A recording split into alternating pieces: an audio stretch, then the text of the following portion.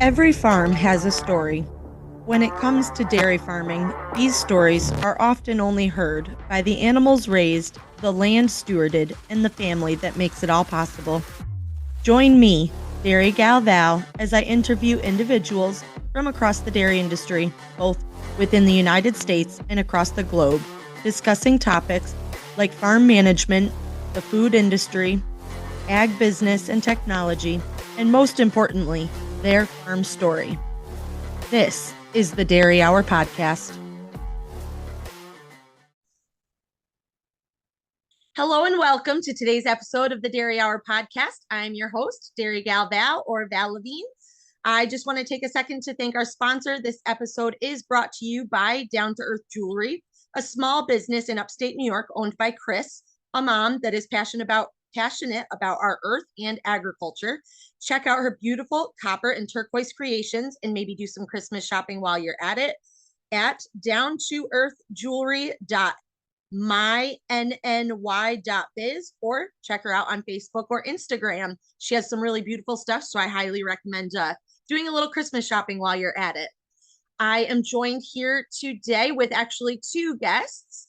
They're two peas in a pod, especially if you know them, you know that they kind of stick together and they're always a lot of fun. So I'm joined here by Emma Swarthout and Kelsey O'Shea, both who I've known Kelsey for 5 years probably now, and I've known Emma we're gonna feel old. We're talking like probably 20 to 25. Yeah, that's what I was gonna say. Oh my gosh. So it makes me feel really old, but it's fine. We're good with it. We can just be old ladies together.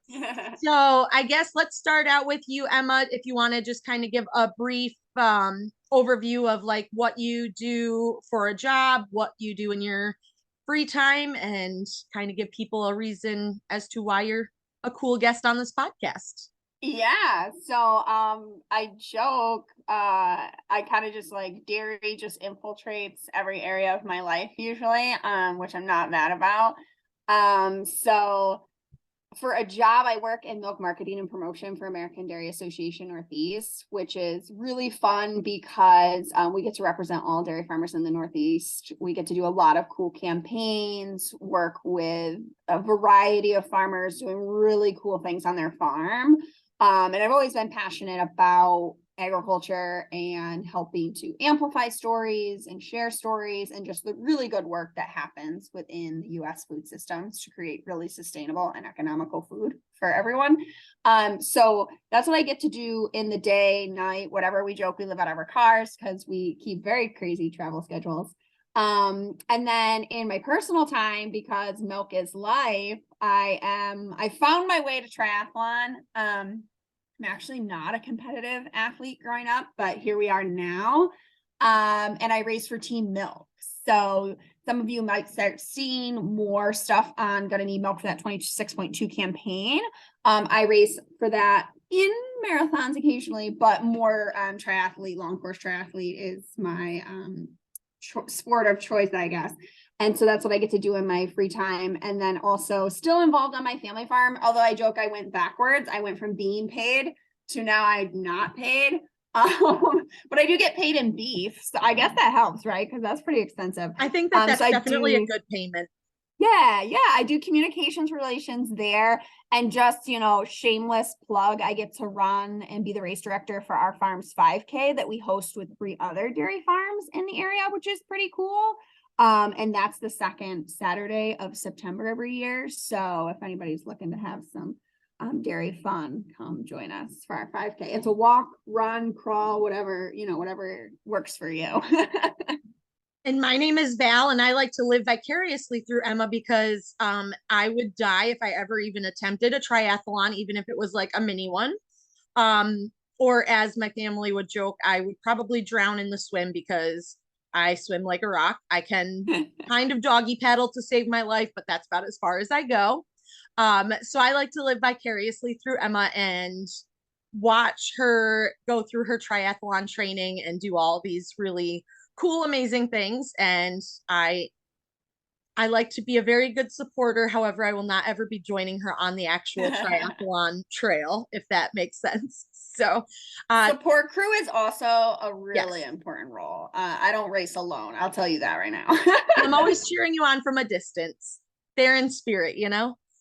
So then we're also joined by Kelsey O'Shea. Kelsey, how are you? I'm good. I'm good. Yeah, I'll jump in, tell a little bit about myself. So like Val said, I've known Val for probably about 5 years now, maybe a little more. My path to agriculture is a little different than Emma's, who she had the lucky, fortunate upbringing, or maybe tough at times, of growing up on a farm. I did not. I grew up 10 minutes from the beach in sunny San Diego with no agricultural background, but a huge passion for animals that ultimately took me to Cornell University, thinking maybe that I wanted to be a veterinarian, realized I could never afford that ever, and ended up switching gears going into ag business. So I spent the first, oh my gosh, probably 8 years of my career in mostly finance, farm finance, lending money, financial research, and kind of business planning stuff. And then took a total leap of faith in the middle of the pandemic and joined American Dairy Association Northeast, representing dairy farmers in marketing and that realm, which was a great fit for me. Luckily, I knew Emma. Prior to that, she had recruited me as a farmer spokesperson, in part because I am connected to my husband's farm, which is how we get to this. What in the world are you doing in New York on dairy farms then if you're from San Diego? Yeah, I'll say the thing Kelsey and Val had in common is like they were my two farmers I always used to call for New York City stuff. Because they're always like, yeah, I'll come. Like, that sounds fun. Yes. Whereas all other farmers are like, I'm good with the city. Yes, absolutely. So that was me. So I ended up joining the team and joining Emma as a partner in crime in October of 2020. And I've been there ever since. So that's kind of my journey in dairy and how we're connected nowadays as far as the work we do day to day. A lot of it we team up on. We cover a very large region, multiple states, which means we do spend a lot of time on the road. But the primary work that we're doing is basically bringing farmers into the forefront of key messaging to consumers about why dairy is awesome, how incredible the care that dairy farmers take for their cows is, and then of course sustainability. It's everywhere. So that's sort of what we're working on, is bringing farmers to the forefront of that. And then yes, I would love to say outside of that, but weirdly, that feels like a 24-hour a day situation. Somehow wedged in every nook and cranny is training for what I really enjoy doing, which is running marathons, and running long distances. So in the middle of the pandemic, got the bug for running, mostly because I'm a complete extrovert by trade, and you took away all of my options for social interaction. And I had no idea what to do with all that energy. So I would basically just leave my house and say, okay, can I just run farther than I did yesterday? Can I pause you there, Kelsey? The pandemic. Yeah, I really Forrest Gumped the pandemic. Anyone that knows Kelsey knows that she is like overwhelmingly energetic. Like, I'm a very energetic person, and Kelsey just runs laps around me. So it's funny because like I'm extroverted, but honestly, coming out of the pandemic, I vibed so hard not having to go anywhere. And I think it's because like our job was so fast paced, and all of a sudden I'm like, okay, I gotta like learn how to do this again. I got really used to my daily schedule of just like training and not going anywhere. Yeah. So that's been kind of my journey. So now in the process, as Val said, depending on when this comes out, I will either have just raced or will be just going into racing the New York City Marathon, which is Sunday. Yep. So you will have just raced the New York City Marathon. Yes. Yes. So that is coming up, and that will be my second marathon of this year. And I will be running for Team Milk, which is a pretty awesome campaign that I'm sure we'll have a chance to talk about later. Excellent. So I guess let's talk about, so Kelsey, you just kind of mentioned that you needed something to do with all that energy during the pandemic, and you just started running. Did you ever were you ever athletic before that, or did you ever play sports? Did you? Yeah, so I did play sports and I danced actually all through high school. And when I got into college, I rode horses competitively, which just meant staying really active, right? Doing the farm fitness thing, moving hay regularly, big animals, moving heavy things up and down, all that good stuff. So that's kind of how I stayed fit Can I during just college. pause? All I can think of is I pick things up and put them down. Yes. Yes, that was pretty much my fitness through college. Not a lot of running, definitely no running then. I laugh, I joke. My coach now is my high school track coach who writes my training plans from San Diego. And literally to the effect of, if you guys want a sense of how not great I was at track and field in high school, I did it for one season and he was like, you can sign up for track and field, but be editor of the yearbook during that period instead. So basically he was like, you're good, but you're not good enough really. And you got other skills. So I took that and ran with it, went and did editor of the yearbook, which is very helpful for my job now in design and communications. But yes, I was at least somewhat athletic, but definitely not to this degree, not interested, or I guess this competed in other ways when I was younger. But to find like a lot of joy and a ton of passion in competing against myself with running was this new thing of all of a sudden I had this internal motivator. It didn't depend on necessarily anybody else being there, which was perfect for the pandemic. I think we all found that we had to find new intrinsic motivators within ourselves that said, yeah, I want to do this. I want to see if I can run farther than I did yesterday. I want to see how well I can do at this. And then maybe, 3 months from now, do a little bit better. So I think weirdly enough, a lot of dairy farmers relate to that. I think they spend a lot of time thinking about how they can make their farm better, how they can improve, without, the world's not coming to them and saying, hey, you should really do this. They're going out and seeking that change within their businesses to be better. Yeah, and just the mental health aspect of doing something away from the farm is a huge thing. And I've kind of embraced that in a very different way because I am not running anywheres unless it's maybe 15 feet. But that comes from someone who also ran 6 years total, all 3 running seasons through high school. And but you also not casually barrel race. Like you're on top of like an 1,800-pound animal. Like your heart rate has to be like skyrocketing. And well, that's that is fitness. The strength of your legs to hold on. After we run barrels, a lot of times I feel like I'm more out of breath than the horses. And I'm like, what just happened? God, yeah. I just did this. The horse just sprinted and I just sat there and I'm like, okay, I don't know why I'm so winded, but it's like the equivalent of when I have to do sprint intervals when I run. I'm like, oh my God, I'm going to die. I can't breathe.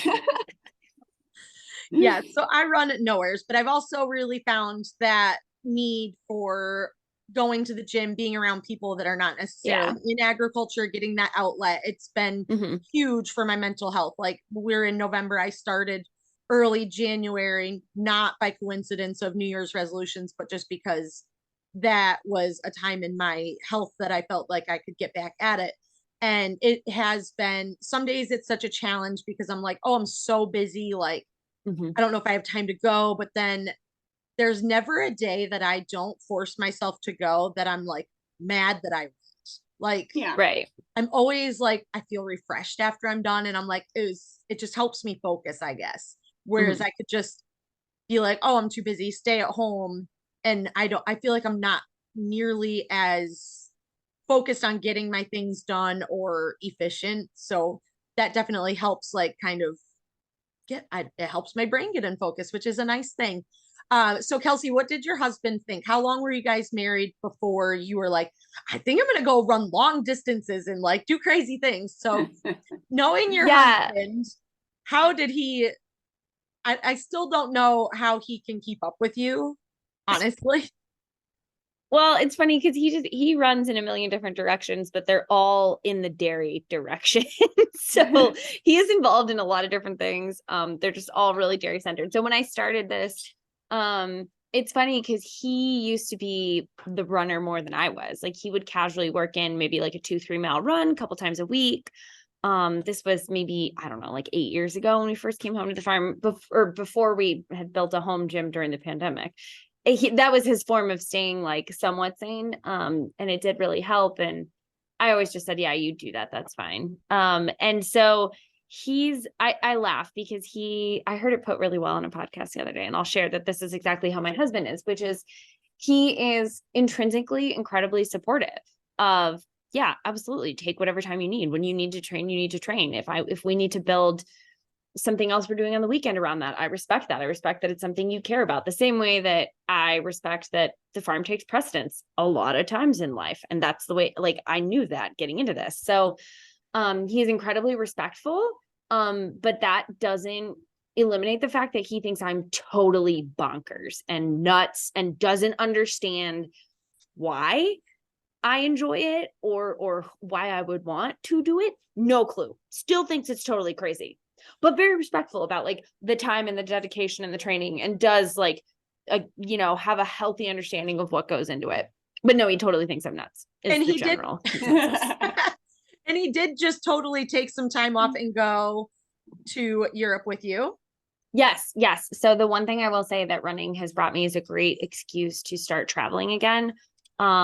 With dairy farmers too. I mean, I love them dearly, and I totally understand the commitment to what they're doing because it's in part necessary. But I have found that when I have a race and something that's like important to me and intrinsic to me, when I share that with him and I'm like, hey, I want to go travel for this purpose. I don't know why. Maybe if it gives him a little sense of like permission to get away from the farm, right? Because it's still an endeavor in pursuit of greatness, in pursuit of bettering yourself, more than kind of the mentality of like, oh, I'm just going to take a vacation, right? So for whatever reason, it helps, I think.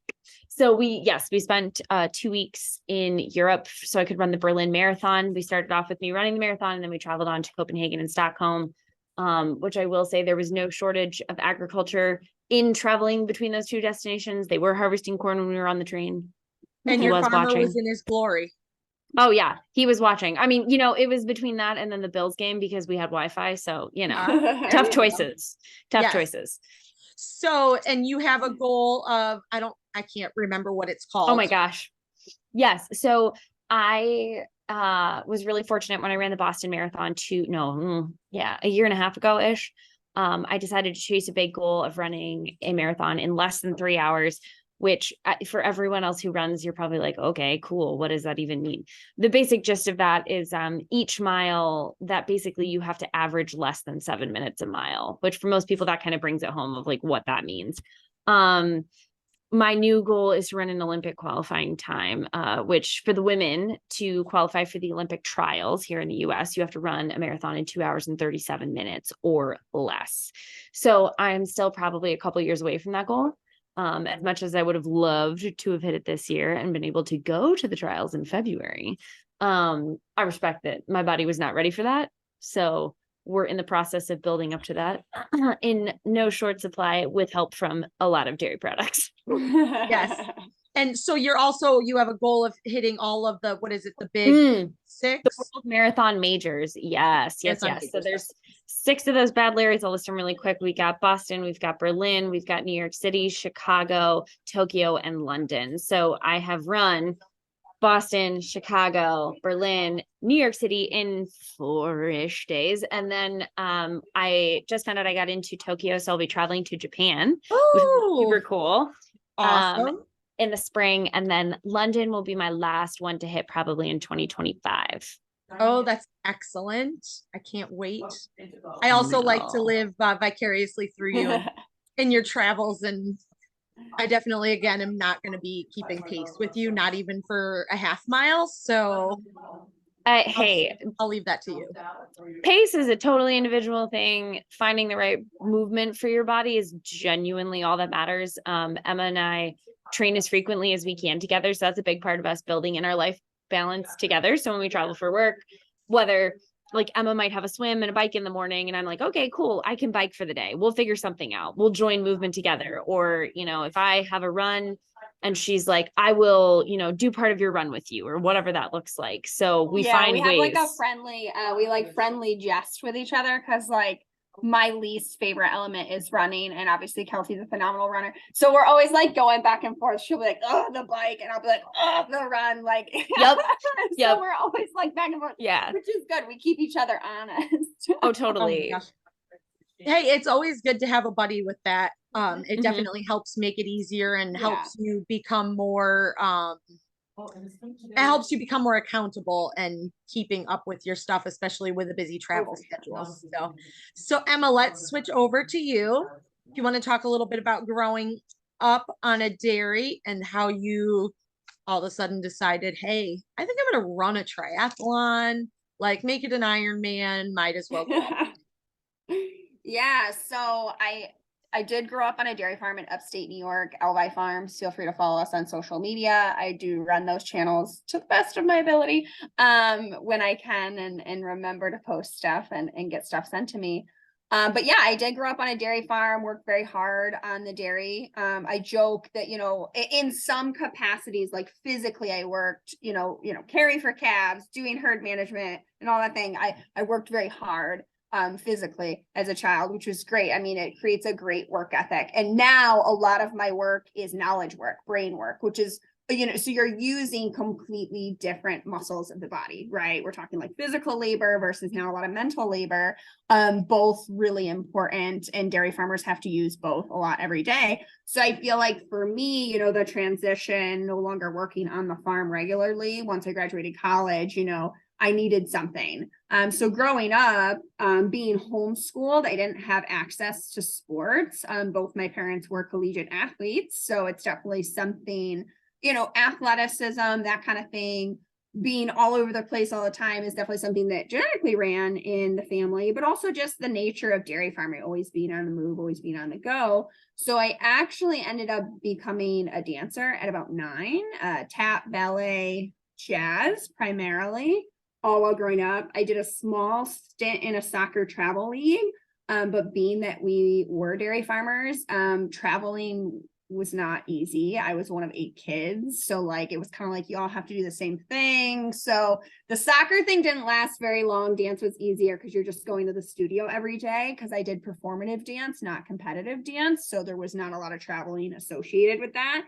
And I loved it. I loved moving my body in that way for years. I think it made me really strong to then transition into triathlon later down the road. And then I went to SUNY Geneseo, which actually has a phenomenal dance minor program. My sister did pursue the minor. I didn't. I just dabbled in dance class because I still loved it so much. And then upon graduation, and the position at ADA was open at the time, and I took a job there. Traveling as much as I did, it was hard to maintain dance class. Like I did try to pursue that post grad, but it just didn't really work out super well. And in college, I had dabbled in a little bit of road running. I'm not going to call it racing. Okay. That was not happening. It was road running. My sisters kind of were doing a 5K here. I have 5 older sisters. So when I say sister, who knows which one it is? It's all of them. Yeah, exactly. So some of them were dabbling in the 5K, 10K, half marathon life. I gave it a go and I actually hated it. I was like, this is just like, ugh, I hate, like, didn't love it. But then I was like, well, I feel like I could at least run like 1 half marathon. So I was in the dairy promotion program at the time, and I was on the state team, and I was like, I'm going to run a half marathon for chocolate milk and like do this as like part of being a part of promotion. So that was kind of like my first distance running, but I like still didn't love it. Like I was like, I just, you know what I mean? Runner's high? No, it doesn't exist for me. There's no world in which I ever get a runner's high. Like, no. So how old were you when you ran your first half marathon? I'm pretty sure that was my first, and I would have been 18, I think. Yeah, 18. Just like completely wilding out. And I will say, in my job, I have to be very organized and very type A and very just like fast paced moving. My default, I want to be type B. Like I like to go with the flow, whatever happens, happens. For me, like my training is like my me time. So I'm going to like, to an extent, I'm going to do whatever I need for the day. And that's very much how I treat my movement, which is really great in some capacities. But, every personality has its downsides, right? So sometimes I have to be more mindful about pushing myself. Okay, like you got to like pick it up and do this thing, So triathlon kind of happened. My sister Becca had gotten into triathlon with a really close family friend of ours. And then my sister Abby got into it. And I was like, that's kind of cool. Started my new job. And then my sister Becca left for the Peace Corps for 2 years. My sister Abby and my friend Pat were like, oh, her equipment's just like chilling. So you should just try a triathlon. And I was like, all right. Growing up, mom had been a competitive swimmer. So like I'd been swimming in open water since I was a kid. I don't even remember learning how to swim. Like I just always loved water, which really is helpful. As Dale said, like swimming for a lot of people is the hurdle that they can't get over. It's like the barrier to entry in triathlon, which is, I respect it because like open water swimming is also a whole other ball game. So I tried one and I was like, this is amazing. Like swimming and biking rock. And then I kind of just run at the end, which is perfect. So I did a sprint. A month later, I did an Olympic. And then I signed up for a half marathon or a half Ironman. And then I think my 5th or 6th triathlon was a full Ironman. Like we just went like full tilt into it. Just like immediately, yes. I was like in my early 20s. I had no business probably doing half of this stuff. But like as my personality is, I'm like, let's just go with the flow. Like I don't really overthink these things too much. I just do it, which is actually funny because I did my first half Iron. And then my sister in the Peace Corps said, hey, when you come to visit, let's run the Victoria Falls Marathon. It starts in Zimbabwe, goes into Zambia, and then runs back over. And I was like, that sounds like a great idea. No business running a marathon. Like, first of all, I had broken my collarbone going into this training brick for the 70.3. And then, so I was already like not peak shape. And then I was like, I don't even know. I think I didn't run more than 15 miles for this first marathon, but I was like, yeah, let's just do it. Like, we can just do it. So we did it. It happened. I'm not going to say it was great, but we did. And at the time I was like, well, I'm signed up for a full Ironman. So I should probably just like try a marathon at least once.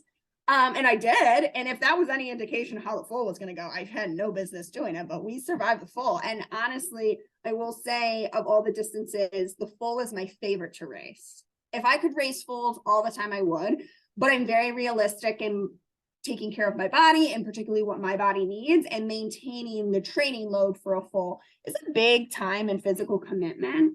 So I usually go like an every other year thing. Like I'll do a full season, then I'll do a 70.3 season, and a full season and a 70.3 season. So I kind of like to go between the two and just, you know. Emma, you're a lot like me in the fact of like, I think I'm gonna do this. And then you just do it and you're like, I don't know what I got myself into, but we're just gonna do it. We'll figure it out. We'll just keep going. It's fine. It'll work itself out. And the funny thing is, Emma, that like when I sometimes get these crazy ideas where I'm just gonna do something and like have no, how you say it, no business doing it. And sometimes you're one of my lifelines that I call. I'm like, Emma, got myself in over my head. Like, help me out here. What do I do? It's good to have those people. I mean, what I appreciate about Emma's mentality towards racing, I mean, she just spouted off the favorite story ever of how'd you get into this, which is, yeah, I'm gonna run a marathon in Africa. Yeah, because everyone should just go to Africa and run a marathon. They should. Yeah. It was gorgeous. There was no people, but there were like baboons lined up alongside the road. But I'm honestly not a monkey person. I got ringworm, just another sensory. Oh my gosh, it's a baboon water. I don't like monkeys, but yeah. So what I appreciate about Emma is that she's absolutely full send from the experience standpoint, but has a really healthy respect for the limitations of her body. And I will say, her and I, not that we lean opposites in this respect, but I at times am very nervous to sign up or to commit or to do whatever. But once I'm in it, then I'm like, I will train until I am dead. And like I love a good rest day. Yeah. So her and I kind of differ in that respect of, she's just like full send. Yeah, I'm nervous on the side, like, well, unless I'm running 80 miles a week, I don't think I deserve to sign up. We just have like slightly different approaches, but all that is great because I learn a lot from watching. Yeah, I learn a lot from watching how she respects her body and getting better at it. I'm hoping that she's taking away from me that her body has a lot of potential and speed in there that she could stand to push every once in a while. She's trying to make a runner out of me. She's trying really hard. Totally. I chip away, which to be fair, and like Emma said about me on the bike, I'm really nervous on the bike, but I Yeah. do keep trying. And like, I definitely, every time we're together and we go for a ride and I'm like, okay, you can do this. You got to be brave. Just stay with Emma. But a lot of that too, I think that's really unique about the whole situation in part is, adult friendships. Yeah. I can't say enough good things about that. That sounds really definitely. bizarre, but it's something we are so incredibly lacking, especially especially as farmers, I'll say in particular, given the audience that you'll probably have, adult friendships are very rare. And then on top of that, you talk about a profession where you're maybe perhaps limited to travel, you have incredibly odd hours, all these other things that play into that. But to have a passion and an interest and someone that you can relate to on that level that isn't career or money centered and that isn't, maybe like we don't have kids, so I don't mean to speak to this out of turn, but to say that isn't necessarily like kid focused, for example, something that's truly a focus on you and this other person. I'm really grateful for it. It's not easy. You got to foster it. You got to love it. You got to treat it like a plant, which, mind you, if you went based on how I treat plants, I would have no adult friendships because everything I touch dies. But I promise I treat my adult friendships very well. Those are better. Oh my gosh, I love it. So you guys mentioned earlier that you're both affiliated with Team Milk, which is really exciting. And as a dairy farmer, I'm so proud to have great athletes like you guys representing dairy farmers, specifically dairy farmers of the Northeast, in my opinion. We're pretty cool up here on a world stage, which is so really fascinating. So I don't know which one of you wants to go first. If you want to talk a little bit about what Team Milk is, and then maybe what it Yeah. means to you to be on Team Milk. Yeah, there's a little bit of a kind of an evolution of Team Milk. So the nationally run Team Milk program has been sponsored by the Milk Processor and Education Program, promotion program for quite some time. So it was probably over a decade ago, they had Team Chocolate Milk and they sponsored a couple different pro athletes. One of my favorites being Miranda Caffrey as their pro triathlete, who's won Kona 4 times. And they did kind of applications. Anybody could join Team Chocolate Milk. I, never took up an official spot. I wore the kit and that kind of thing. But my sister Abby was on Team Milk and they would highlight those athletes on their website. And it was quite phenomenal, really great promotion program. And then they kind of put a little bit of a pause on that and said, okay, how can we kind of rebrand a little bit? Where do we want to focus on Team Milk? So they kind of did some market research data to relaunch what we know now is the Gonna Need Milk campaign for 26.2 in particular, where they said, looking at the data and what people care about, let's talk about female athletes. Let's focus on female athletes. Only 4% of sponsorship dollars go to female athletes.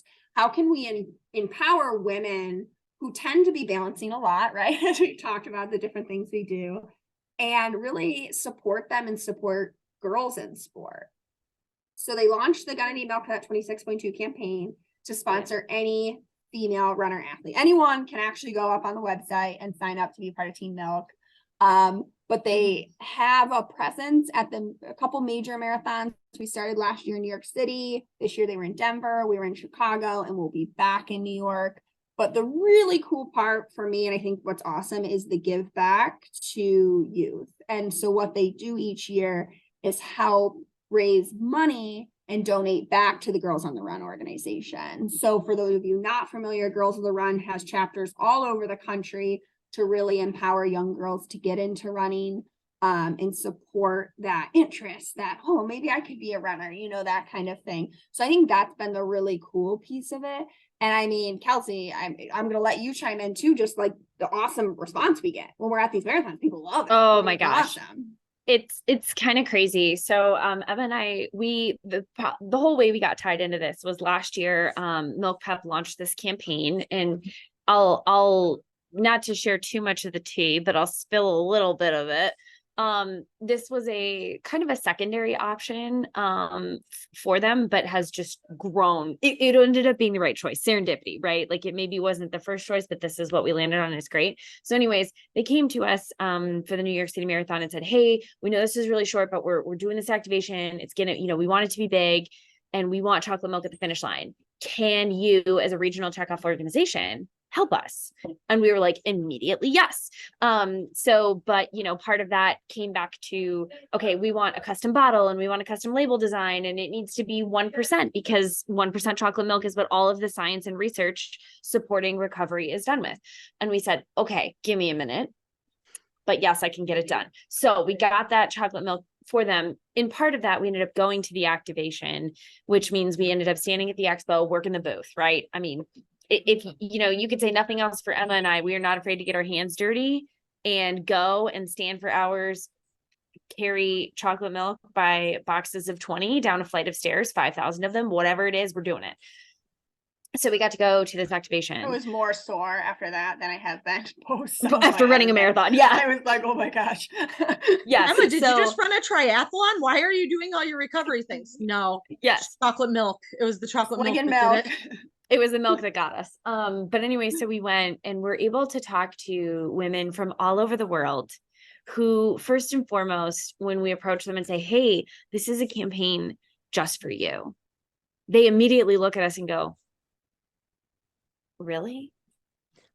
Yeah, really. It is just for you.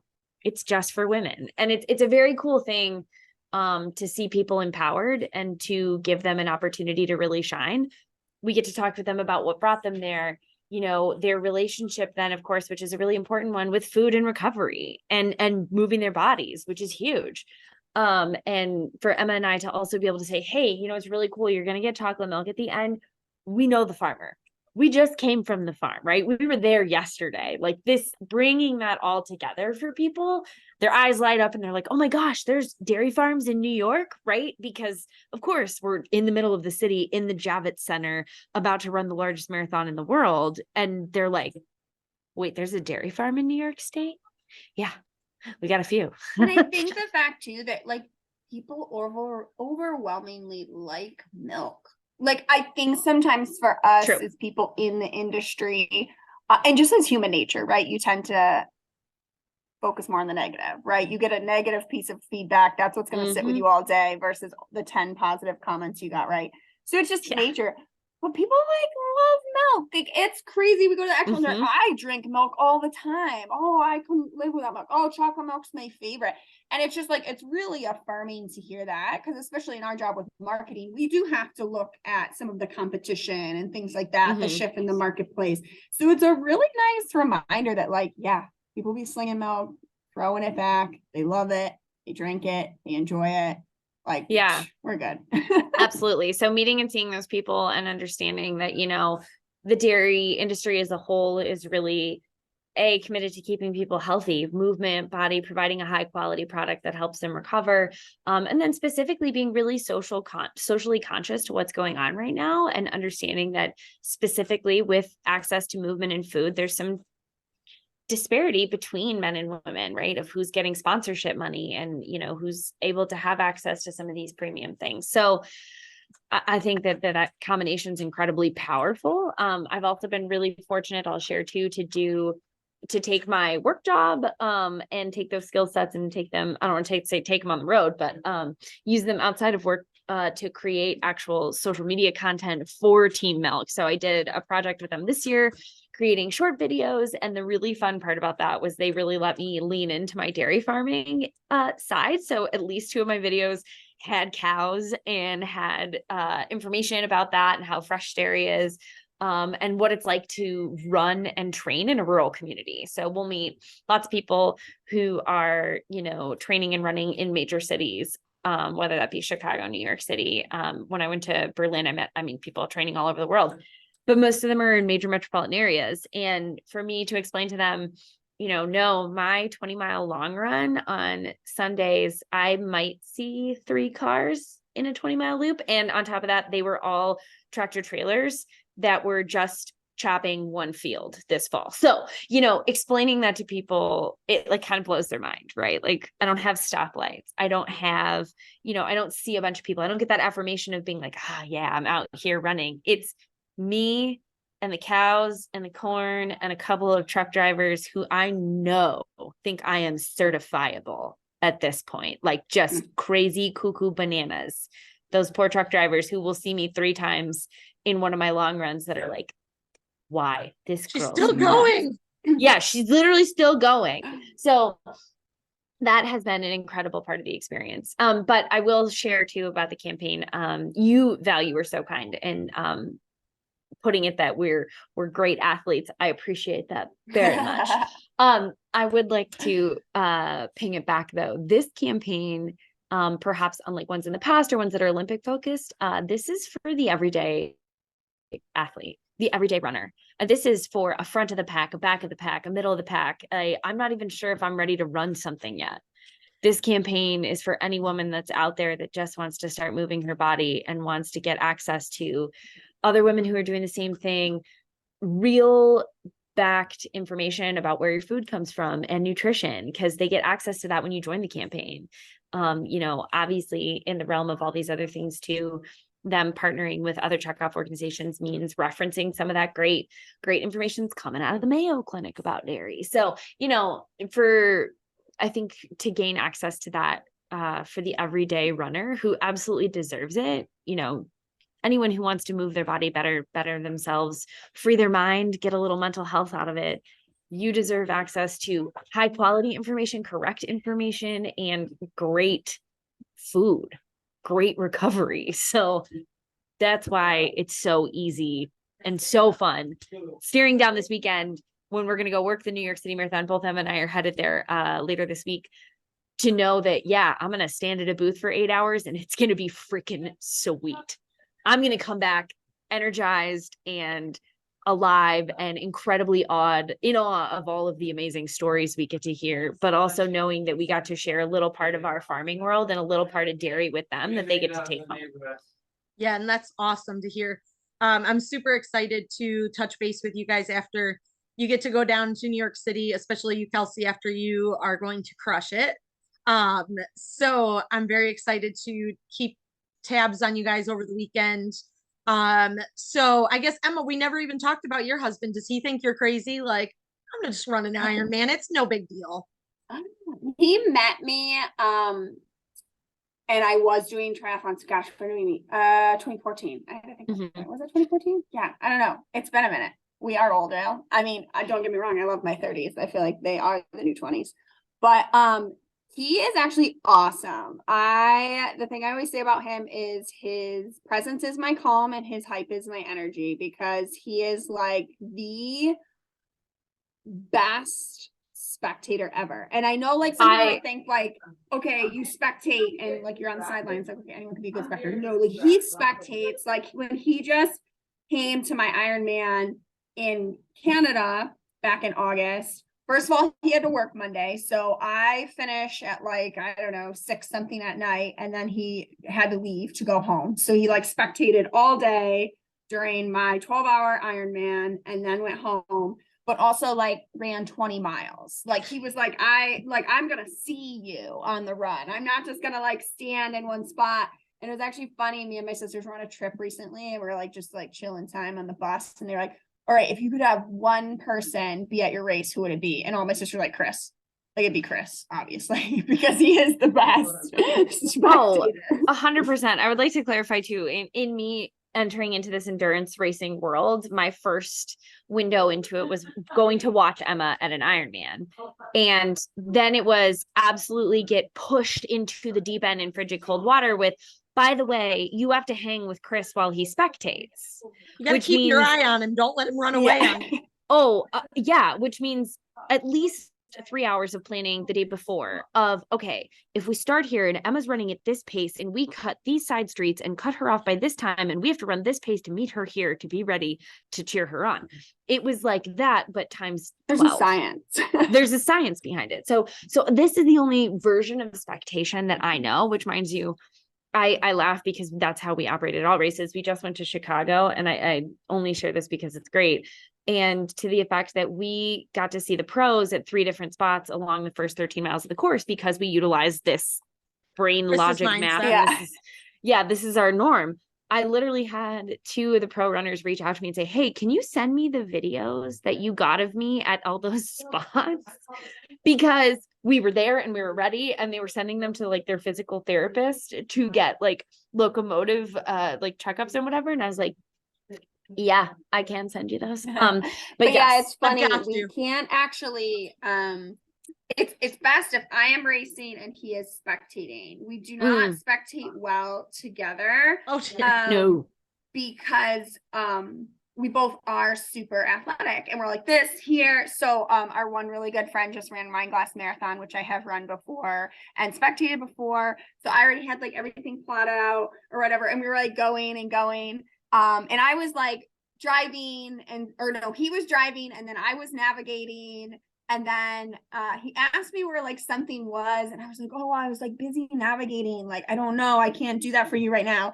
And he like looks at me and he goes, oh, and I wouldn't know anything about spectating logistics. Like, Oh, dear. So funny. The And I shade's was like, been thrown. it was all in jest, but it was kind of that idea because like he is such a good spectator. I was like, no, I'll give it to you. But yeah, it's very. I also, we went up to Lake Placid this year because we had a lot of good friends racing. And it is exhausting. Like we ran 22 miles just spectating, which I had to do a long run that day anyway, so it kind of worked out. But I always say I'd rather race an Ironman than spectate it because like when it comes to spectation at these endurance events, whether it's a marathon, Ironman, it's going to be a long day. And then like as an athlete who's participated in them, you know how much that affirmation means to you. Like to see your people like bring so much energy to you. So when I'm the spectator, I know what it's like to be the athlete. So like, I feel like I'm failing them if I don't get there in time because you're like, I know this could literally like bring their race up a whole new level, right? Like if they see their person. So like, that's why I'm like, I'd rather race. Like at this point, I don't want to spectate. I just rather race because it's less emotionally exhausting for me. What Emma's trying to say is she is emotionally damaged from spectating a race of mine. She spectated the Boston Marathon, right? So the most iconic marathon in the history of forever, right? Like just the marathon. And like her and Chris have this grandiose plan. It's a point-to-point course, right? Part of the joy and beauty of Boston Marathon weekend is that it gets crazy because there's a Boston Red Sox game, there is a Celtics game, there is a Bruins game, all this stuff going on, whatever, all this to be said. Emma and Chris take a train as far out as they can go. Then they bike another almost 10 miles. And unlike the City Blue bikes. Okay. We're not talking about road bikes. We're not talking about time trial bikes. We were talking about like 3-speed steel bikes.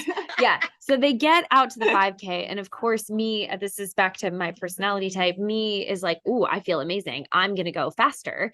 And unfortunately, the tracker app basically lags and they don't see me and I run by.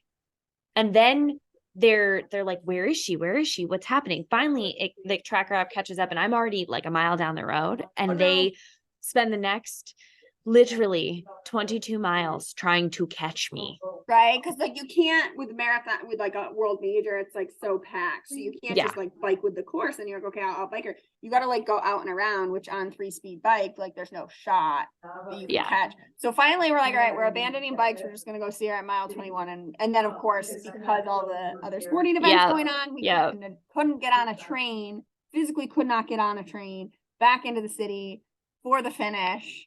And I was like, well, we tried. Yeah. Which it's, I guess, to the point of like the big show and the whatever and the whatnot. I think that's a big part of a very cool part of the campaign too, right? Dairy does a lot, does a lot of different campaigns. It's fun to see it at a large level, right? So the New York City Marathon has over 50,000 runners in it. So then you figure each of those runners is bringing 2 to 3 people into the city.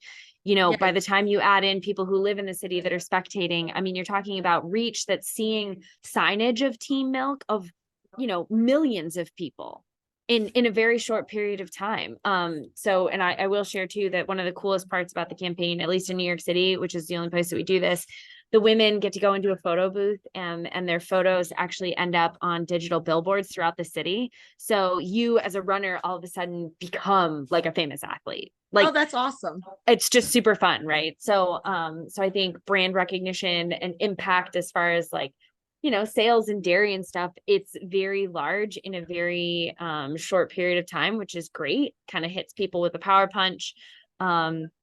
And I just think that that's a really cool thing to see. Especially knowing that, you know, most of us dairy farmers live in really small towns, and the thought of reaching 1 million people in a weekend is it still Crazy. blows my mind. Yeah. Yes. So do we have a game plan for Sunday, Emma, for New York City? So I have told Kelsey that I will just be at the Team Milk cheer station because, well, I have spectated New York City before and it's quite hectic. But since we are hosting some farmers and dairy ambassadors with us, we're just going to go to the cheer station, take it all in. If I was flying solo, I might go a little rogue and try to be Go amazing. rogue. But yeah, so we're gonna take it easy. We're gonna take it easy Sunday, and she will see us. I mean, it is a really key spot because it's right before you head into the Central Park portion of the race, which is actually really hilly. I think it's crazy, you know, like for us being urban or not urban, rural dwellers, we're like, New York City's not like hilly. It actually is pretty hilly through Central Park. There's a lot of elevation change there. So it's right before she has to do that. So hopefully it'll be enough. The fun fact for those listening is that the course itself, so over 26 miles, I'll do over 800 feet of elevation gain to That's get enough. from Staten Island. Yeah. Yeah, no, it's plenty. But yeah, I mean, I respect the cheer station life, and I will be out there in my Team Milk gear, really just trying to hype up the crowds and bring some more attention to the campaign and meet some cool people along the way. So one of the coolest things too is when you go to these big marathons, you have to wait a long time before you get to start. So, right, that's like a trade-off. So you always bring what we call donation clothes, which means you bring warm clothes to stay until it's time to go. You take your warm-ups off, right? And then those get donated, which is like super cool. Isn't that awesome? So I would like everyone to know that my donation clothes this year are literally flannel fleece cow print pajama pants. Oh my gosh. Straight up Holstein pants and a Team Milk sweatshirt. So I will be repping all of us farmers out there, right? You know, repping the whole, I mean, if I could have jersey pants, I would. I mean, I can't lie, but they wouldn't, you know, they don't read as People well. wouldn't No one know. would know. Yeah, people wouldn't know. They'd be like, people oh, wouldn't why are know. they like skin colored fleece Brown? Yeah, it'd be weird. Like, so we won't make it weird. But I'll be out there just really trying to bring some love and joy for the team and for the campaign. excellent. Well, I wish you the best of luck because I'll be here cheering for you in the same state, but definitely not going to the city this weekend. So I guess we're at the time. I like to do a couple rapid fire questions just for fun. So, Emma, I'm going to ask you first and then I'll ask Kelsey. So I guess we'll give Kelsey the benefit of the doubt. She gets to think of this one first. Emma, what's your death row meal? Last meal you get to eat. What do you eat? Wow. Kelsey's Pizza. happy. She's going second. Pizza. Pizza. Probably What kind of pizza? I'm a cheese girl. I'm just like a cheese pizza girl. All the cheese. I mean, I'll eat any kind of pizza, but like I usually just be like vibing with cheese, maybe a little extra cheese. Kelsey?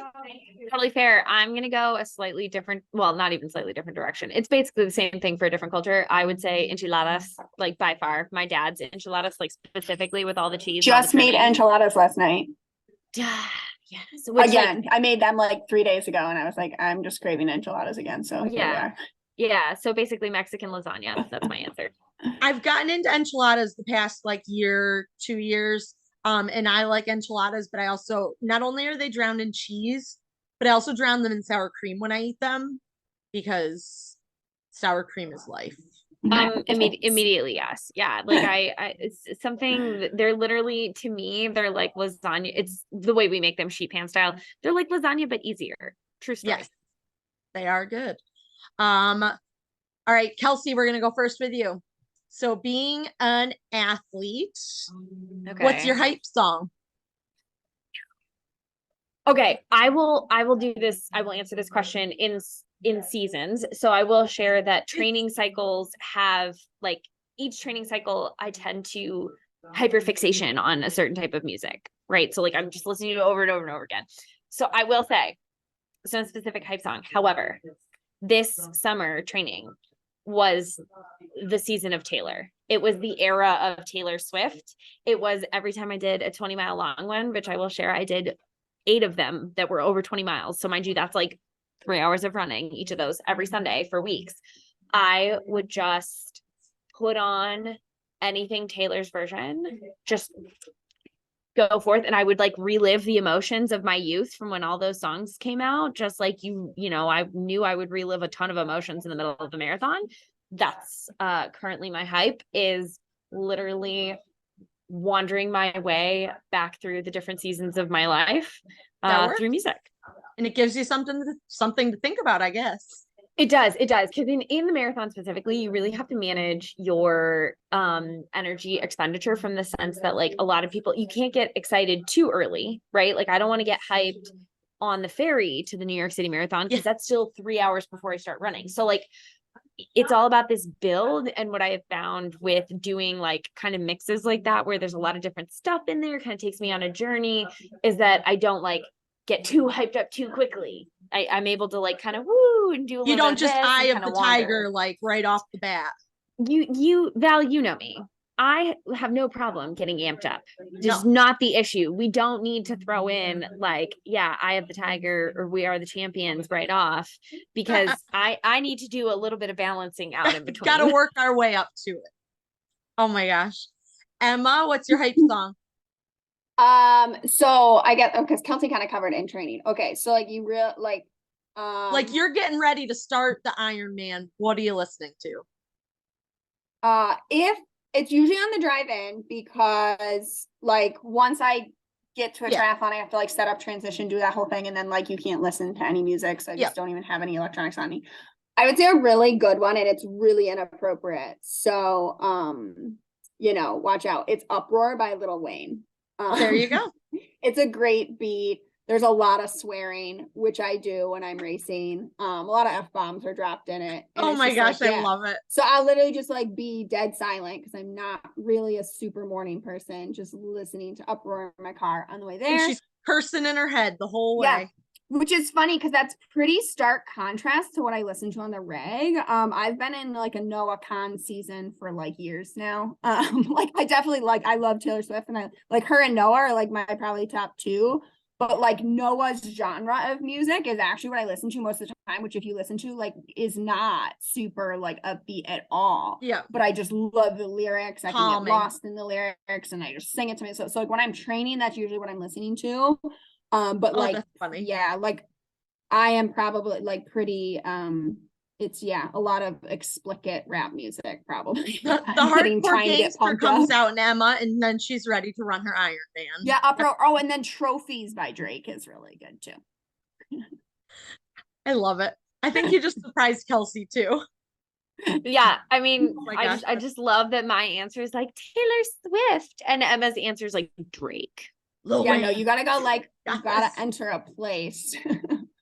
So back when cross country was never my like strong. None of the running was ever actually my strong suit, but I did it. So I was actually like, I would do cross country, but I preferred to be more of a sprinter, and I liked to hurdle. I was always into 50 Cent. Oh my gosh, yes. Yep. Was it the album Love It or Hate It? Was that the name of that album? That was a good album. I think so. The one when you think of like a 50 Cent album, it's that one. Yeah. That one. Yeah. So, that so anyways, that was my rotation. I'm gonna go run a 200 or run a 100-meter hurdles. Like that was where I was at. So Emma and I and our hardcore rapper. I love that for you. Love that. I also like, you. I pretty much like my taste in music is kind of all over the place too. Like I'm such a moody listener when it comes to music. Like one day it will be like hardcore rap, and the next it's like indie rock, and you're like, what is happening? Yes. That's people that like, if I'm in the car listening to music from my phone and it like switches, but then there's as a mom, you get the random like Baby Yeah. Shark thrown in there too. And then it goes from like Baby Shark to, 50 Cent down to some George Strait. Like it's all over the Yeah. place. It's good though. All right. I'm gonna do one more. Favorite ice cream flavor. Coffee. We Just just 'cause you had need more this caffeine, conversation with Kelsey. our dairy farmer friend that we were at her place earlier this week. Yeah. Probably Well, chocolate panda paws most consistently. right. Chocolate. That's what I was Panda- gonna say. Yeah. Coffee is like my border baseline rather. Seasonal though, pumpkin. Oh, she's a pumpkin spice girly. Oh yeah, I am. big Oh time. yeah. So Very if you basic. guys, you'll be at Ideal soon. You should go to King's and get the lemon. Oh yeah, their lemon's Oh, so their good. lemon is amazing. Yep. I get a scoop of lemon and then a scoop of this. I don't remember what the exact name of it is, but it's like a cheesecakey with raspberry swirl in it together. Mhm. Oh yes, I know which one you're talking about, and I Mhm. can't think of the name either. Do The it They up. names have a are really always good very peach creative. too. It's love the way to peach go. ice cream. So Mhm. awesome. Why don't you ladies each give a Oh. if people want to follow your journey, where they can follow you specifically. So Kelsey, go ahead. Sure. So if you want to follow me on social media, I am Kels O'Shea. You will find me on TikTok as the Rural Runner. And then I have a FaceTube. I have Facebook. If that's where you find me, it's a little scattered, but I'm out there sometimes. And I'll those are the tag two these in our show notes. Yeah. Yes. So people Yeah, can find those are you. the two places primarily. I would say catch me on Instagram or TikTok. Very good. Yeah, Emma? my Instagram handle, and it's funny, like people will call me it sometimes, is Emma Love Cow, which is Emma LUV cow, because I made it back in the day when cows are life, which I mean they're still kind of my life, and now it's just like a thing. Like I can't change my Instagram handle because it's just a brand now, and that's what I am on TikTok. I'm definitely more of an Instagram girly. Like I do a lot more of my video content there. It's just like my nature, my habits at the moment. So either platform though, probably what you're going to see is cows, cats, and chocolate milk Yes. all the refueling I do in fitness. So if you don't like one of those things, then don't follow me, because like that's my page and this is my brand and I do what I want and my content's chaotic and you never know what I'm going to get. Like And I am Emma not one loves of her those. cats. Yeah, I'm not one of those social media people that like, oh, I can only do this because like that's what I'm doing. No, like you get me, and me is just wilding out every day. So Mind you, well, I'll put the quick caveat on that so we both keep our jobs. That's in part because we lead very strict rules in the jobs of posting for social media on behalf of all dairy farmers all together, right? Those have really great parameters that we set out to help put the right foot forward, but in our personal, all yeah, bets no, are that's my off. personal page. So Yeah. Excellent. So I will link their preferred social media handles in the show notes. Again, I just want to shout out to our episode sponsor, Down to Earth Jewelry. Check them out on Facebook and Instagram and their website. And Emma and Kelsey, thank you so much for joining me. Kelsey, good luck this Sunday, or it'll have already passed when this episode comes out, but I know you'll make us proud. Absolutely. So, And this would be perfect timing if you're like, oh my gosh, I obviously missed the marathon. I'm sure I'll have content out by then. You can basically relive it through Emma's and my eyes, which is kind of fun, 100%. and see the whole kit and caboodle. Yes.